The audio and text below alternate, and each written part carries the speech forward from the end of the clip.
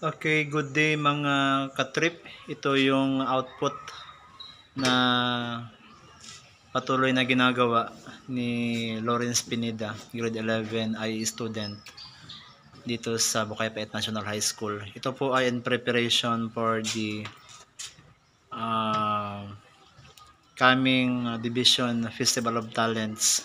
So practice output po ito na kanyang ginawa, binigay kong gawin niya. And so far, ito po ay na-energize na. Ito po ay functional na. So ang gagawin ngayon ay dadagdagan na naman ng mga bagong lamps, lights ang kanyang installation para mas lalong dumami at magamit sa kanya pong practice.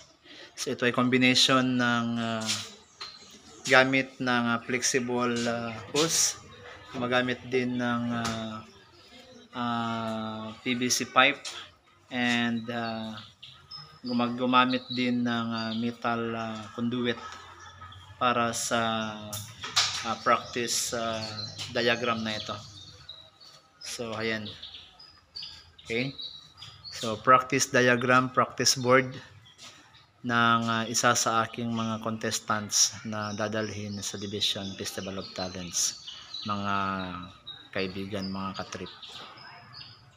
Ito naman ay practice diagram din, practice board din ng isa din sa aking mga students na dadalhin para sa Division Festival of Talents, Division of South Cotabato, nagaganapin ngayong buwan ng Mayo. So ayan, ito naman po ay gumamit ng PVC pipe conduit and flexible hose conduit.